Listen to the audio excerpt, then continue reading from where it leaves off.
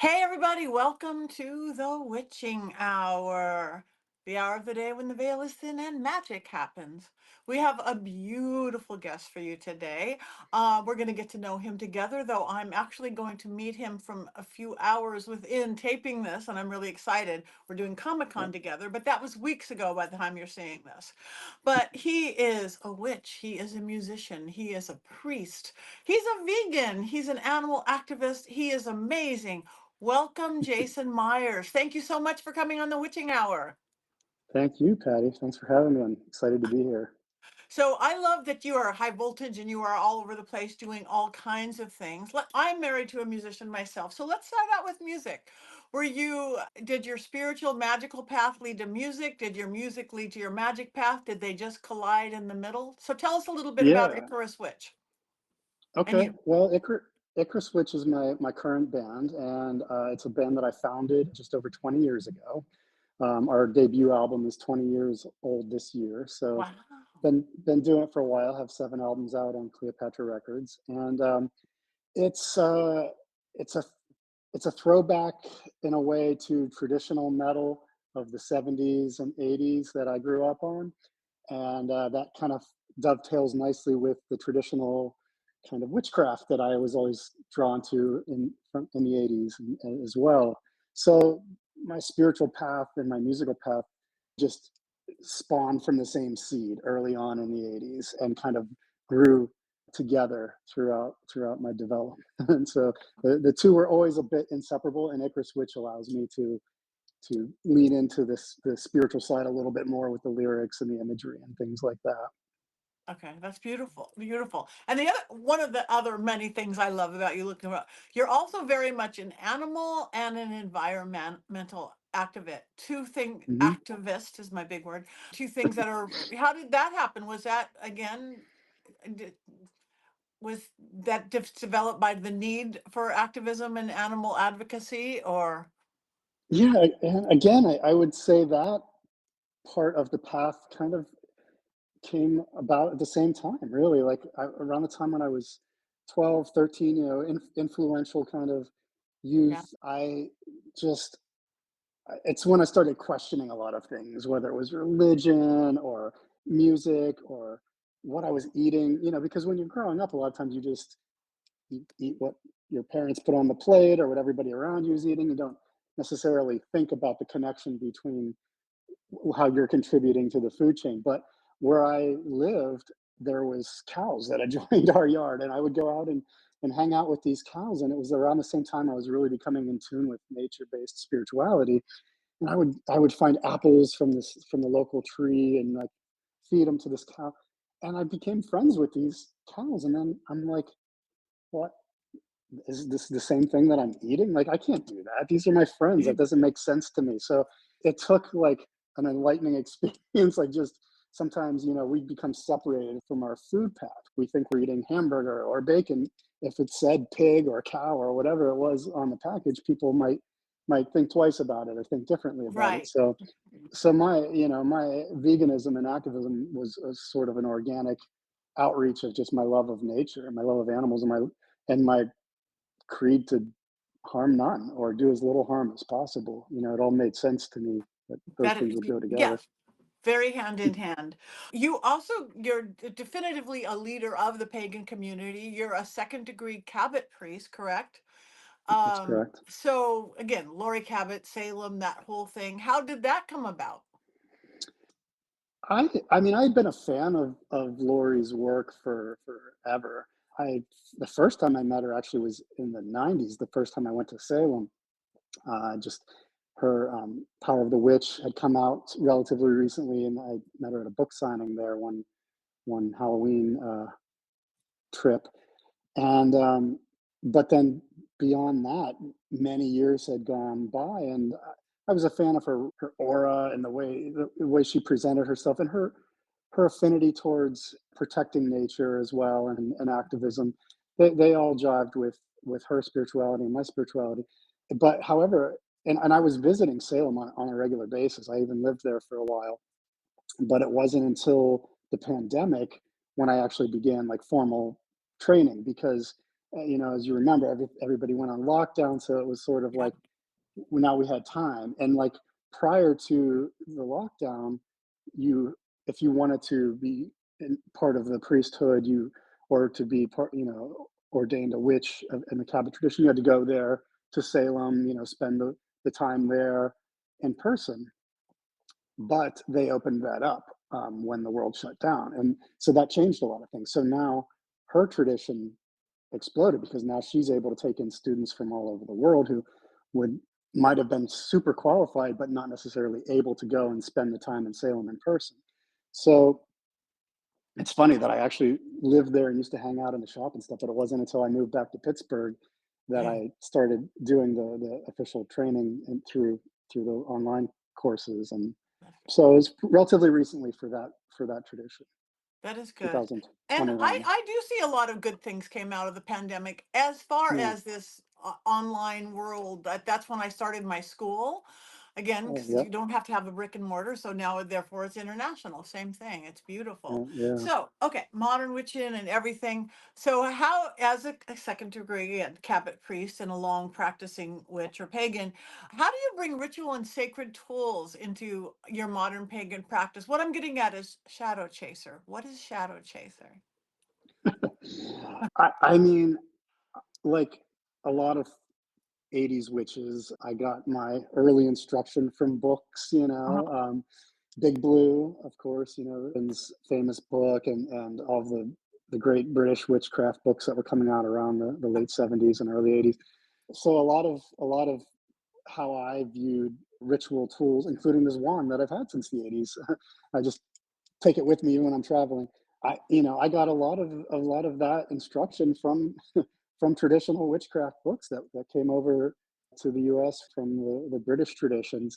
Shadow Chaser, that was an athame. That was the name that I gave to an athame that I made in the 90s when I lived in Florida at the time.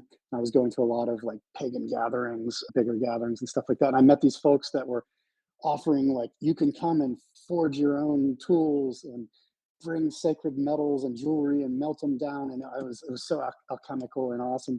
So that's what I did. I took all these things from like my grandmother's knife that she gave me, and like some jewelry that I had sacred, and I melted it down and made this blade. And fast forward to a few years ago, I met some folks in Salem at a Cabot function. It was at a Sabbat. The people from Buckland's Museum of Witchcraft were in town visiting Lori and Penny and just participating in the Cabot Sabbat. And I befriended those folks, Kat Tigner and Tony. And when I got back home, we just stayed in touch. And they asked me if I wanted to enshrine the Mhm. athame, and I was just like, oh man, I've been using this thing for 30 years at this point. But I'm like, well, you can't say no to that, right? That's such an honor No. to be in Buckland's museum, and that which is in Cleveland, by the way.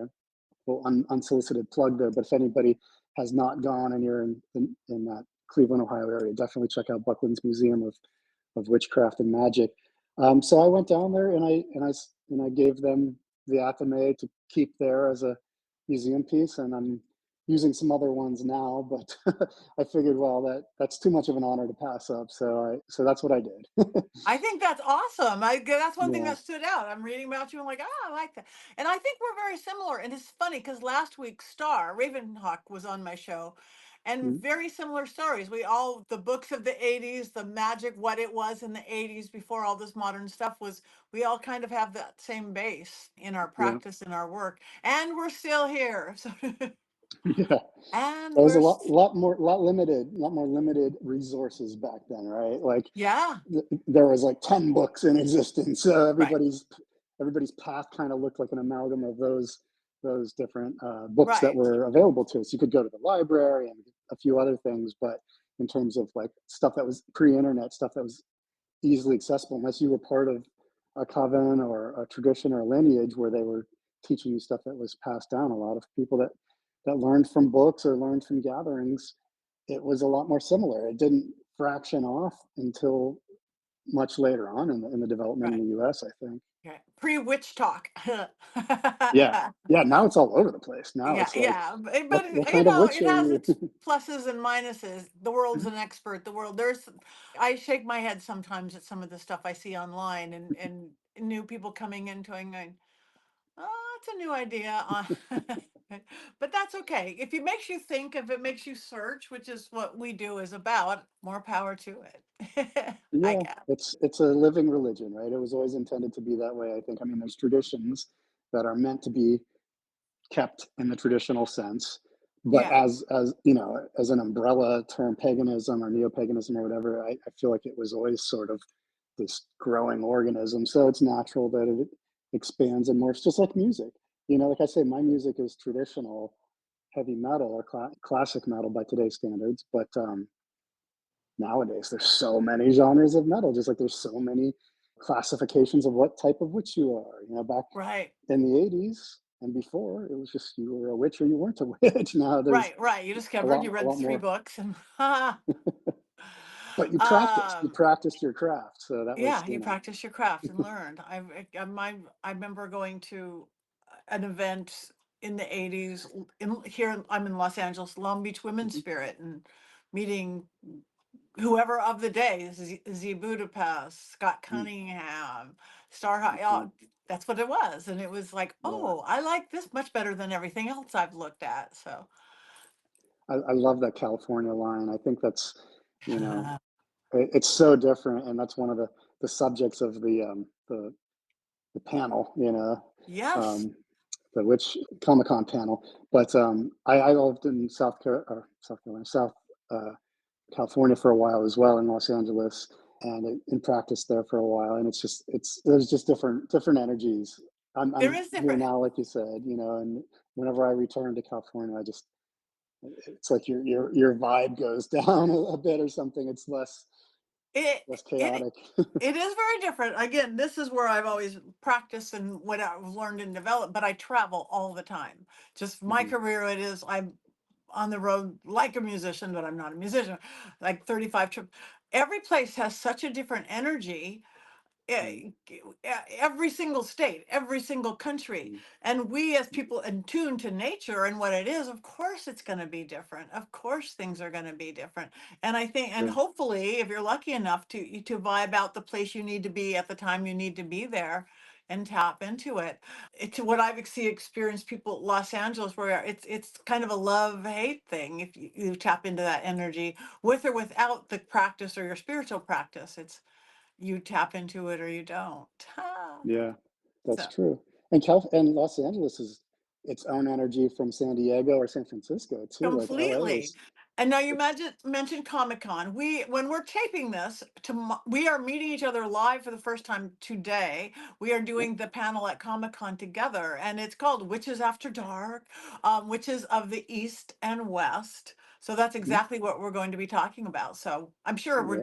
by the time we've done it, I'm sure it was fabulous. By the time Yes, everybody is I'm seeing this. projecting that it's going to Yes, be it was nice. fabulous. We were so It good. was fabulous. So you really bridge your worlds again, music and media. You also write for things in witch centric media. How and in music media, you've gone into mainstream. Do you translate your pagan values into like the global metal scene, which has been known as something very different, or do they kind Yeah, of go hand in hand? Again, married to a musician. yeah, yeah. It depends on what kind of party it is, right? So, like, I don't consider like Icarus Witch a religious band or anything like that. You know, it's not. I'm There have been many members in and out over the years of different beliefs or non-beliefs. That's not a prerequisite for being in the band. I'm very open about what I believe and what I talk about in interviews. But yeah, so like when I'm talking to the press, if it comes up, I don't shy away from it for sure. And like on our last album called No Devil Lived On, it was even more witchcraft centric than previous albums because and this goes back to the Cabot instruction. Part of the becoming a priest there is you do sort of like a spirit journey where you go into a room. It's a psychic construct where you go into a room to seek spirit guide. Mhm. And in my experience, I met Aradia, or Radia, however you prefer to pronounce it. Potato, Um, potato, athame, athame, yeah, I say hecate, Aradia hecate. on Yeah. the album because I needed a rhyme with lady and Aradia. um, but I was like, I know that name, I know a bit about the mythos, but I'd never met. And wow, okay, so there's something to learn here. And it was right around the time where again, the world had shut down. We were working on a concept album, which is something we'd never done. We'd done many albums, but we'd never done one where every song is part of a larger overarching story theme. So I'm like, okay, I got to go back and read Gospel of the Witches, Leland's opus that kind of, well, it's not really an opus, it's a very short story actually, but it's sort of, that book, for anybody that hasn't read it, it's sort of ground zero for a lot of modern witchcraft. It's an Italian witchcraft story, but I really related to it because the too long didn't read version is that Diana and Lucifer have this magical child, Aradia, who is sent down to the earth to be sort of a protector of the downtrodden, right? The elite rich are just taking advantage of the peasantry, the pagan folks. And I'm like, this is a modern story. I need to bring this into today's standards because we're experiencing all this in a cyclical nature again. So I just made a version inspired by Gospel of the Witches that was set in the near future instead of in the past. And now all these things were coming to pass. We've lived This stuff into that, it. Yeah. yes, we lived into it. So there was a very psychic current there, and it was very strange. Like my writing partner Quinn and I, I would tell him we write these stories into existence. Like we'd write about a riot, and then a couple months later or something, the same thing would be happening on the news. So in that regard, I've been talking a lot more openly about the ties between witchcraft and music because witchcraft directly influenced the complete story. Oh, there it is. Of what we did on this album. So it felt very fulfilling to me as the lyricist for this to be able to bring that story into a modern context for people that might not necessarily associate with Italian witchcraft from a couple hundred years ago or whatever. I think that's beautiful. And I honestly think music is pure magic. Music is the Yes. purest Yeah. form of doing magic, spellcraft, all of the above, shifting what is out there. So that is amazing. Yay. Yeah. So the It's in next play, right? album, do some shifting in the next. I know where you're going with this. Yeah, okay. We try not to get too political, but help. Yeah. Help. All right, so let's move this on. My other one of my loves as well is animals and animal Yeah. activism. So what is the Misfits Coven Animal Sanctuary? That is what's called a micro sanctuary. It's a small animal sanctuary in Prosperity, Pennsylvania, which is about an hour south of Pittsburgh, Pennsylvania. And I met the founder, Britt Munhart, at a vegan function in Pittsburgh, and I was like, okay, so here's this person who is also, an open pagan, who is an open witch, who is also at a vegan festival, is a vegan herself, and is committed to saving animals, like putting her money where her mouth is with this stuff and really walking the walk. So I went down to visit, and in the past year, I'd been going back more and more to visit, and became friends with a lot of these animals. They save cows. They have several male cows that were saved from the dairy industry because Mm, male cows in the dairy industry are considered like a byproduct. Basically, without getting too graphic, you have a female who's kept pregnant and forced into pregnancy over and over again until she's just broken and can't produce any more babies. But when she gives birth, they take her babies away so that they can take the milk, and that's where people get milk in the store. But the male cows are often sent to slaughter. They're mm. sent to be slaughtered for veal a lot of times when they're just babies. Um, Either way, they don't have a very good future usually. Britt started this sanctuary to give them to adopt them, to rescue these cows and give them a place to live out their natural lives where they're loved and cared for. and that's a magical feat itself, and it's a lot of work. It's a lot of money. It takes a lot of donations and a lot of just time and blood, sweat, and tears. So I've been volunteering there for the past year, and I recently was invited to be on the board of directors, and great Nice. honor. So now I'm trying to help them in other ways too, and incorporate my marketing background to help them get more exposure. They were just on Fox News this week with in an article where she was speaking about veganism, and the when I got appointed to the board, the Wild Hunt did a little article on it, and that so we were able to kind of bridge that world. That's a very popular, long-running pagan news source. I'm, that's what I'm trying to do now is not just go down and shovel poop, which I'm doing happily As because well. yeah, you need that too. But I'm also just trying to help bring more attention to this cause and the sanctuary so people will donate. So that's misfitscoven.org, just launched a new site. And yeah, they have horses, senior horses. They rescue rabbits also from slaughter, cats, dogs, and basically they just got some more chickens. Anything that needs a second chance at life has within their means and their budget, and sometimes even out of their budget, they'll help find a home for these wayward animals. Hence the misfits part. And it's just a very natural way of expressing paganism in a modern, practical way. You're again, it goes back to not just stopping at harm none, but like really helping nature along and being a spokesperson. It's step you can tie in the Arabian mythos too, stepping up and giving a voice to those who don't have it, to these animals that would otherwise be abused or killed or discarded. So, in my version of paganism and witchcraft, all these things tie together. See that this heavy on my heart because I am not a vegan, and I want to be a vegan because I can't I don't kill ants when they get in my house. I like Yeah, no, you have to go outside. I'll line them up the outside. I've had yeah, deep conversations with rats and mice of where they're allowed to be and where they're not allowed to be. yeah, But I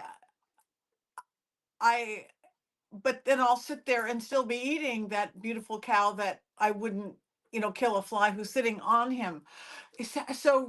For my sake, as everybody else, if somebody was, usually I'm talking about how is somebody going to get on the pagan path or the witch path, and we can get there too. But if somebody yeah, was now being like led by their heart, not, I don't have trouble eating meat, but I know this is not the right thing to do. What is a good yeah. starting point? Otherwise, I've just always been so overwhelmed by it that you don't start anywhere.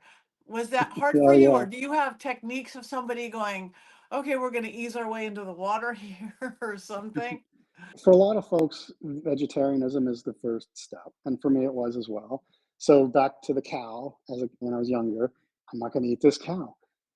But again, I didn't realize the harm that dairy does too, because you're not supposed to realize this stuff. There's No. billions of dollars from big agriculture and the larger farming corporate farms to intentionally obscure that stuff. That's not me being like, some bleeding heart liberal hippie. That's just that information is there. There are many, many documentaries of what really goes on behind the scenes. But what we get fed figuratively is like happy cows come from happy farms. And it's just like, not usually, that's not usually right. So like, I think vegetarianism is a natural, easier transition for many because now again there's a lot of really convincing meat substitutes. If you're like, oh, I can't give up burgers, they don't taste exactly the same and they're not super healthy, but there's like Impossible Burgers and things Yeah, like that weren't around in the 80s. Vegan food back then was like bean burgers or whatever. Um, I mean, I don't try to get up into people's grill about it. I don't try to shame people about it, but the shame, somebody shamed me when I was really? younger. I remember publicly being shamed. I was meeting some friends and I was in Canada and I was eating a burger. This is before I was even vegetarian. And they're like, oh my God, do you know it? And I was just like, I have no idea what you're talking about. I just didn't know. And it worked. But even with all that said, that's not really my technique of, I just try Right. to I post food of what I think looks good and on social media, like I try to like lure more with just showing people that there are a lot of alternatives. Anybody that says I can't do it because of this or that, or outside of any kind of health issues. A lot of people will say, "Well, I need this, I need iron or this," but if you really dig in, there's ways to do it. I don't know.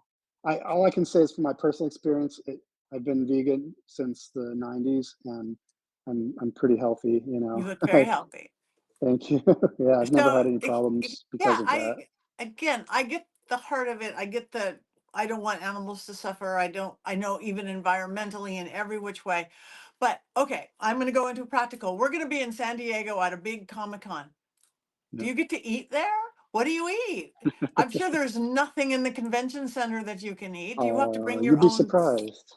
Really? Yeah. I mean, I got in late last night, and we ordered Chipotle. They have that sofrito stuff that's vegan.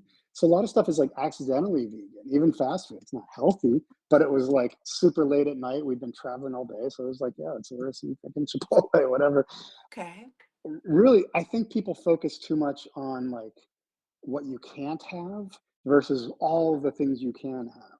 Like every fruit, every vegetable, if you're not gluten intolerant, every grain, all these beautiful foods. It's like it's really not as hard. When we Now ask me when we're at the convention or when we were at the convention, sometimes you just have to prepare. Like for me as a musician on the road, I know if we're especially for like going through the Midwest or we're in Europe or something, I don't know when I'm gonna have a vegan meal. So I'll stock up on like Cliff Bars or something that I can reach into my backpack and be not hungry, or peanut butter or something simple like that. But in California, you guys, you're Oh, ground zero for the vegan movement. I mean, we, LA, my God, I was in LA a couple months ago. So many amazing vegan restaurants out there. yeah, So many. th- that is true. I should not be complaining living in the middle of Hollywood about that. Yeah.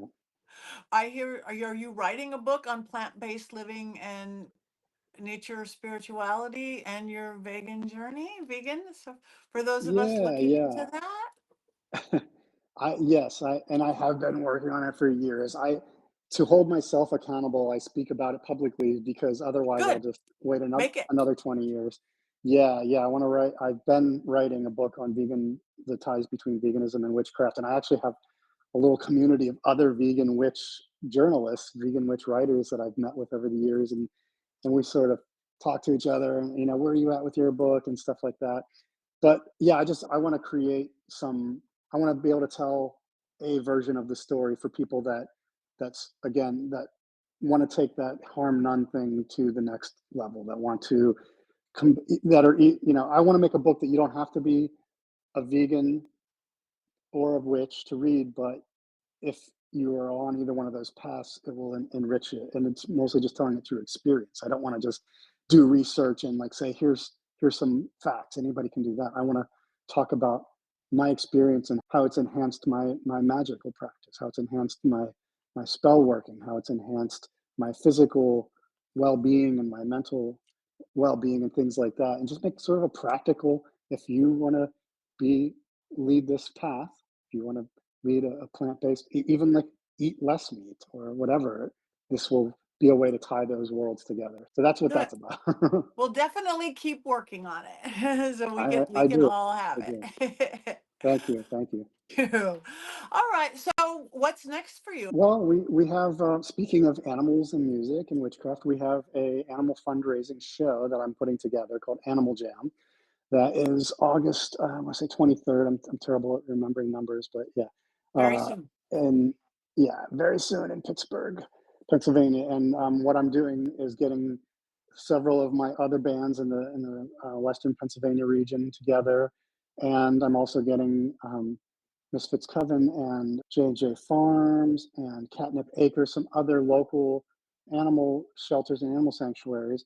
All the proceeds from the event are going to be split between those three sanctuaries, so they can get more awareness, get more money, get more publicity, get people signing up, and just having a good time using our music and our fan base for using it for good, to like steer people towards some animals and just have a fun party that helps some critters in need.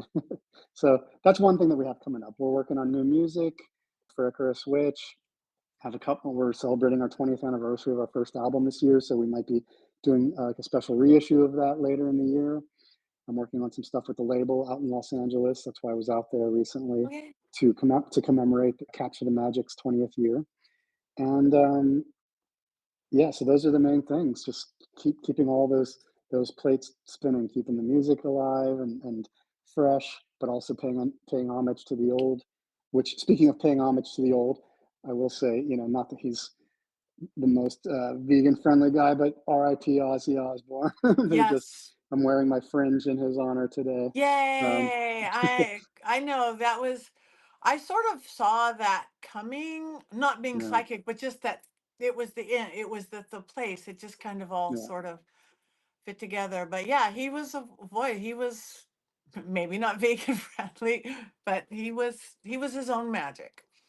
yeah. And actually, PETA did put out a thing about him that you can look up, talking about how he and Sharon had helped many animals and stuff like that. So that was kind of interesting to me. I didn't expect of PETA of all organizations to come out and say, thanks, Ozzy. Everybody else did, but Right, so you never know. You never know what people are doing behind the scenes, what right, their public persona is versus how they right, actually like spend their money and their charities that they're raising money right. for. No, I was just at a fundraiser for a medical thing that helps children all over the world, and Hmm. Gene Simmons was there, Oh um, wow. quietly giving $100,000 here, donated a guitar there, Hmm. did this, and it was Harrison Ford and Gene Simmons, and who knew Oh that side? cool. His wife Shannon Tweed was there. It was like I was so impressed. You don't go out there. This is him, but this super advocate for health and for youth and for all this thing. So I like Well, when that, people do that. like the So Black Sabbath farewell. Speaking of Ozzy and Black Sabbath, that whole thing was a charity. Their farewell concert back to the beginning.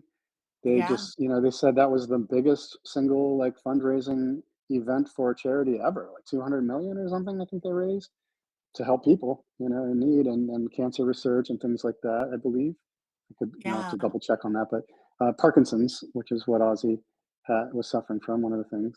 yeah. So No, I think yeah. amazing. Before we go, I want you to tell everybody where to find you, where to find your music. But Mhm, before we go there, in our crazy world that we're living in of August 2025, anywhere, a lot of my listeners and watchers, whichever video or audio, are somewhat new to our path or our various mhm. pagan and witchy paths. Any idea? Do you have any like regular practices or any suggestions for somebody just to like start being the awareness or discovery? Not necessarily books to read, but it could be books to read, or it just could be if somebody's going like me with vegetarianism and veganism, where do you Yeah. start? Well, I think one of the simplest things about at least neo-paganism and modern witchcraft is the 8 Sabbath, wheel of the year that we follow. So, print that out or get a printout of that, and that keeps you on a cycle. Even if you're a solitary practitioner, um, it tunes you up with nature. So Yes, it makes you think deeper about things rather than Halloween. It's selling, and rather than like wearing a ghoulish outfit and looking for candy, it puts you in touch with contacting ancestors. spirits or reverence for ancestors. So I think the Wheel of the Year is a big thing that crosses a lot of boundaries within whatever kind of path you're on, and that's an easy on ramp for people that want to sort of get into the craft, and that way it gets you thinking about the seasons and it gets you thinking about nature and our place in nature, especially if you're an urban witch who, it's like, what do I know about fall? I'm here in the city on a high rise or whatever, but there's ways to connect. There's parks. Yeah, There's ways to do that. I just think just practiced. Like you can read all the books you want.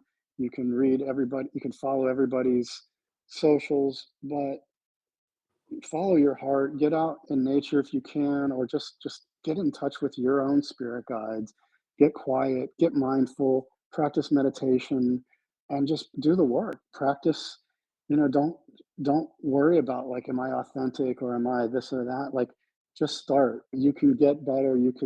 your spells can get more powerful as you go on. But like, take that first step, take your baby step, and cast some spells. Keep it simple at first, and feel that power. When you look in the Yeah. mirror, and if you can look in the mirror and say, "I am a witch," look yourself in the eyes and say it 3 times. That's an easy spell that I did. And if you feel those goosebumps, you're like, okay, well, I am, and I now I have to like, you just get better at it. It's they call it practicing witchcraft or practicing magic, is just like practicing bass Practicing guitar for law, me. practicing medicine. Yes. Yeah. I Yeah. think that honestly, I ask a lot of people, that may be one of the best answers I've gotten. The follow again with the wheel of the year, you are tapping into nature, you are tapping into seasons. I mean, that's my screensaver on my Mac. Literally, it's like, oh, we're going into. So Yep. thank you. So for everybody who's now fallen in love with you, like I have, where can people find you? Website, social media, music, of course. Yeah, so IcarusWitch.com, is the best place to start because it also has links to our socials. But we're very active on Facebook and Instagram and a little bit on X, and but Facebook and Instagram, we're I'm posting on there as much as possible in terms of shows and stuff coming up, and that's the best place for the band. And for myself, again, same thing. I practice. I'm very easily reachable on those. I like I do tarot readings professionally also, but most of the tarot readings I book on Facebook. To be honest with you, people just, oh, I want to get a reading. Okay, well, let's set up a date. It's very simple. I don't try to make it super complicated. It's like, all right, let's figure out a time. So yeah, Facebook, Instagram, but IcarusWitch.com is sort of ground zero for the band, and then you can find all the other links from there. That is beautiful. Well, And thank you. misfitscoven.org.